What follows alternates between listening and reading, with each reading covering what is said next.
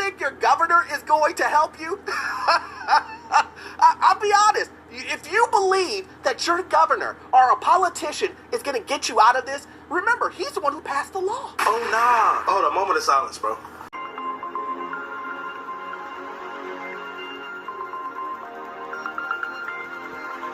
Afflictions that's taking place in real time. So on October 1st, it's talking about how there's going to be shippers scramble for workarounds ahead of looming United States East Coast port strike. So they're basically going on strike, and that's basically going to destabilize the great majority of production and distribution all around the planet. And these are the potential ports that you see. You got Boston, New York, Philadelphia, Baltimore. You know, all these places are going to be going on strike.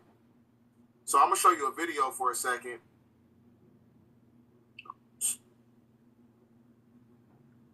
Because these new energies, like I said, it's another form of destabilization. Because the black hats, they got to create black swan events to put you in a state of emotionalism, fight or flight.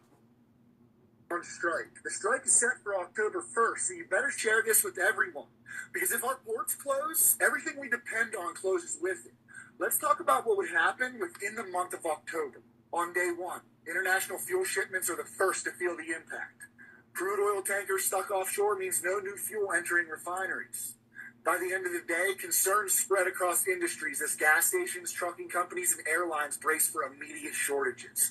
Everything from fuel to imported goods is at risk, but fuel becomes the most critical loss. By day 3, gas stations are starting to run dry and rationing begins. Prices surge as demand skyrockets. Without fuel, trucks can't deliver goods, and the first shortages show up in grocery stores. Businesses relying on imported oil, like refineries, scramble to maintain operations with whatever reserves they have left. The ripple effect starts to hit home. No fuel means no transportation, and without transportation, the flow of goods stops. Day 7, the energy crisis takes hold. Within the first week, the impact of fuel shortage deepens. Trucks, trains, and ships that move essential supplies across the country slow to a halt. Agriculture and manufacturing are crippled, unable to operate without fuel for machinery and transportation. Airlines begin canceling flights, and public transportation services are cut. Gas prices hit all-time highs as panic buying intensifies. By week 2, the power grid struggles and collapse looms. Power plants that rely on imported fuel start to struggle and blackouts spread as they ration what's left. People begin hoarding fuel, and chaos erupts at the pumps. The stock market plummets as industries reliant on global supply chains begin to crumble. The economy falters, and unemployment skyrockets as factories close and businesses shutter. By week 4, total breakdown of society. By the end of the month, the energy crisis and fuel shortages bring society to its knees. Cities erupt into fuel riots, and law enforcement is overwhelmed. With no fuel, food distribution collapses, and starvation becomes a real threat. Communities are left to fend for themselves as fuel reserves dry up completely, leaving transportation, emergency services, and the economy in ruins. Without ports, crude oil can't get in. Without crude oil, fuel can't be made. Without fuel, everything grinds to a halt. When the fuel stops, America stops. And just so we're clear, this can all happen within the month of October. APM. So everything we're seeing right now is basically the blueprint for the October surprise. And like I said, it's all acclimated to the cosmic energy grid system that works in tandem with the electrical grid. So if the grid goes down, that is basically going to be the precursor to your 90 days of darkness, 10 days of darkness. This is why, in my opinion, I don't think it's going to be an election. So all this stuff, these celestial alignments is also acclimated to what's taking place right now. Because when you go all the way back into the April 8th solar eclipse, it went through 9 cities called Nineveh. And then when you go to Jonah chapter 3, verse 4, it says, Nineveh shall be overthrown. Nineveh is another title for America. Jonah means dove when you break down the etymology. And that dove, it represents an ascension process, ascending from the old patriarchal energies that subjugated the matriarch. So everything that you see and taking place right now is a form of prophecy.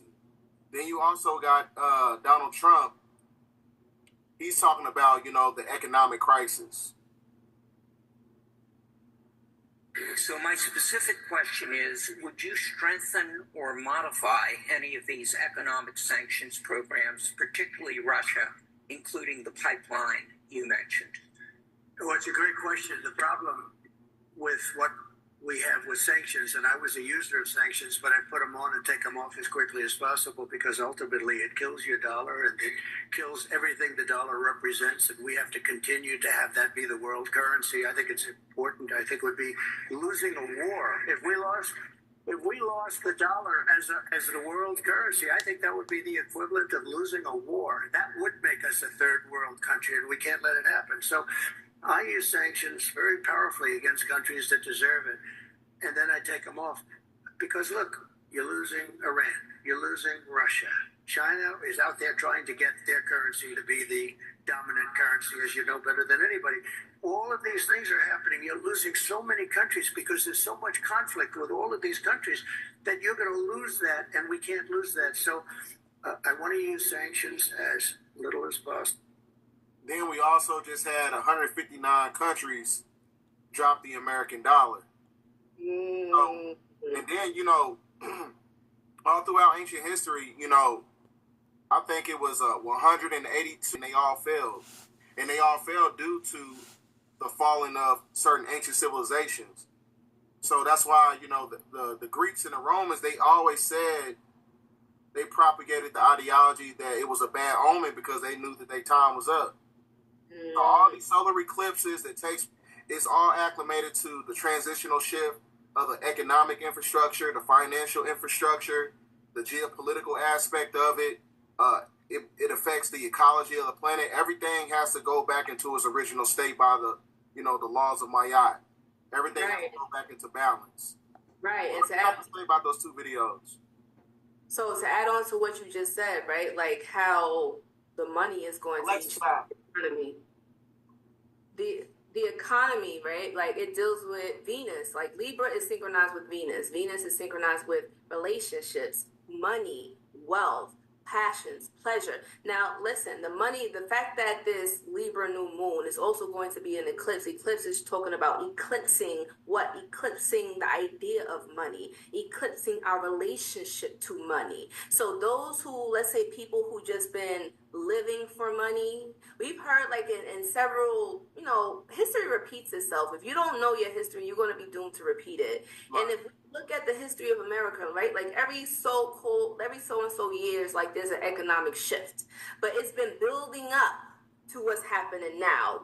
What me and Bedell is saying is that this is not just going to be the regular recession or, like they've always been claiming all these years. This is actually going to be the big thing that shifts everything. Like, this is it. This is what all of the conspiracy theorists been talking about. Like, it's finally here. Right, we in that time. So now it's like, if you've been having money problems, it's a reason why you've been having money problems, because spirit, the universe, consciousness, the all, whatever name you want to put on this almighty being, right, is making you realize that money is not everything. And if you put your life and your blood and hopes and tears into money, and you live in just for that, you're about to wake up to a rude awakening. This is why a lot of people have been also changing their jobs and occupations lately. People that's been, let's say, going to school to become a lawyer or a doctor, just be like, you know what? I don't want to do this. I want to be an actress. I want to be an artist. I want to be, I want to talk about consciousness. Like, people are waking up now and realizing that life is more than just going to school to get good grades, to get a good job, and live your whole entire life in debt. It's more to life than that. And that's what the end is, right? The end of that prison of being trapped in this economy, this capitalistic society. Mm-hmm. Yes. Yep, because, have you ever met somebody that made, like, their job, their personality trait?